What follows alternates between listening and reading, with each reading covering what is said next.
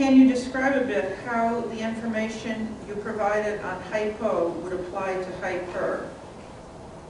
And there's a second part to this question, but we'll...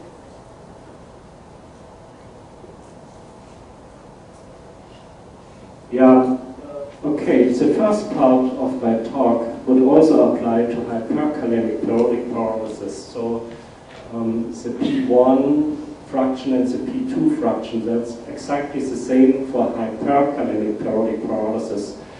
The difference between hyper and hyperkalemic periodic paralysis is that in hyperkalemic there is this accessory pore which conducts sodium, and in hyperkalemic periodic paralysis there's also an increased sodium influx, but not through this accessory pore, but through the central pore. So the pathogenesis is very similar, but the conditions how to have this pathologic additional sodium influx are different.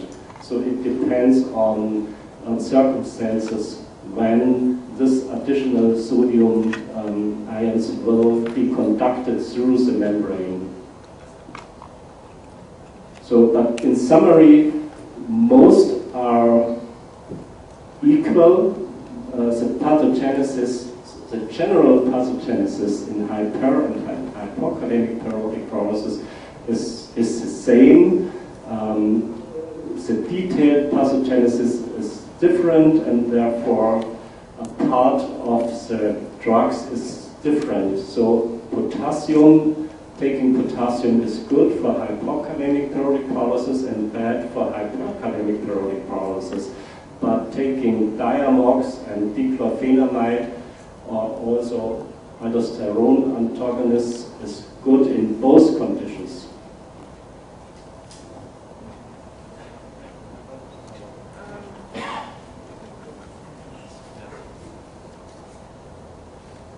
That's the same here. Difference.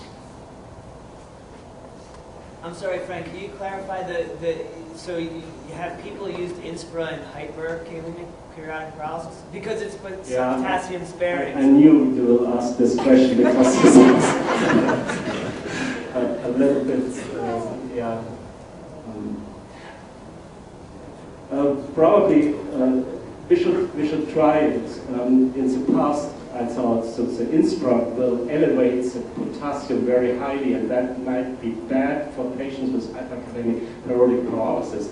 But on the long term, you can forget this increase in potassium. So it's there's no increase.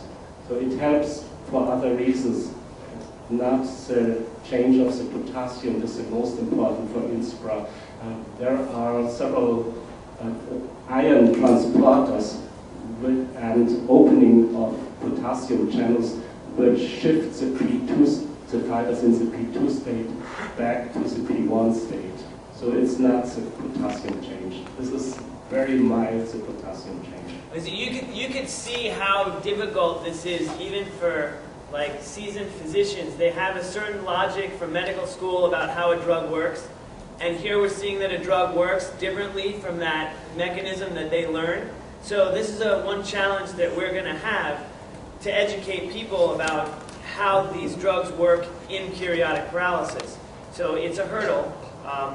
Anyway, okay. This is going to be our last question, okay? Can anything be done to create more awareness among doctors, especially neurologists, in Ireland? How about the whole country? The whole world?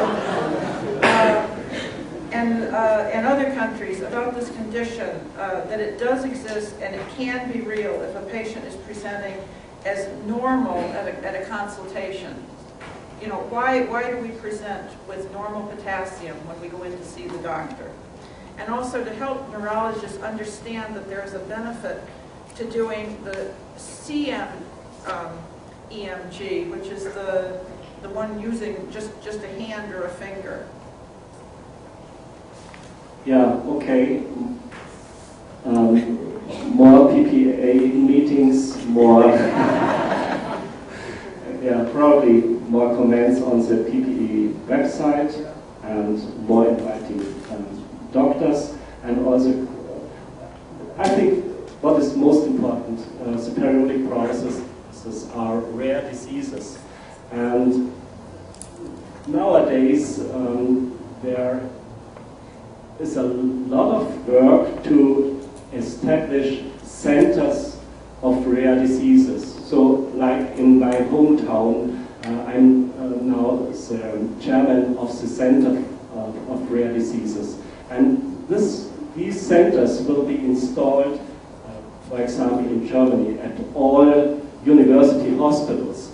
And the periodic paralysis is a part of the rare diseases. And to teach medical students and doctors how to treat patients with a rare disease, this is very important also to increase the knowledge about these diseases. And this is a part of the rare disease centers, and this will be done in the future. But it is also very important that patients' organizations help and Can I add something to yeah. that? Yeah, I just wanted to add something. The other day we visited the UCF Medical School here in Orlando, and it was wonderful.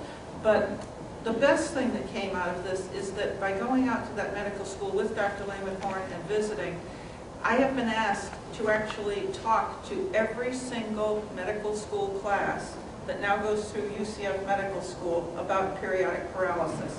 I encourage all of you, if you have any connection to medical schools, in the places that you live, we need to start educating these doctors before they become an MD. So let us know if there's a chance that we can start doing this in other parts of the country and other parts of the world. I see a hand waving back there, and I have to... Miss, I'm sorry, one question. I'm not clear about salt. Is it good with nitro, bad Salt, with just nitro? about Good salt. with nitro, bad with nitro? He's curious about salt, hypo and hyper. Yeah, so there are several salts. The usual NaCl salt is not good for hypokalemic periodic paralysis, but you can buy salts in which this NaCl is reduced and the potassium chloride is increased. So this would be much more suitable for patients with hypokalemic periodic paralysis. And hyper, Hyper, to my knowledge, no problem with sodium chloride. Thank you.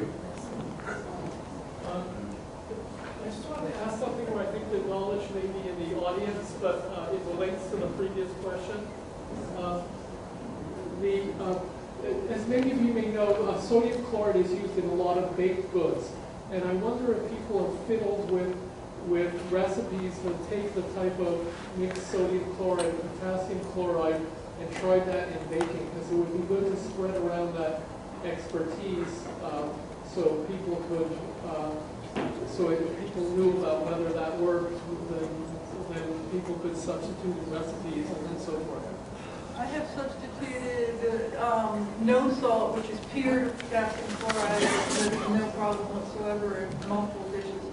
And people like the taste? Nobody knows the difference.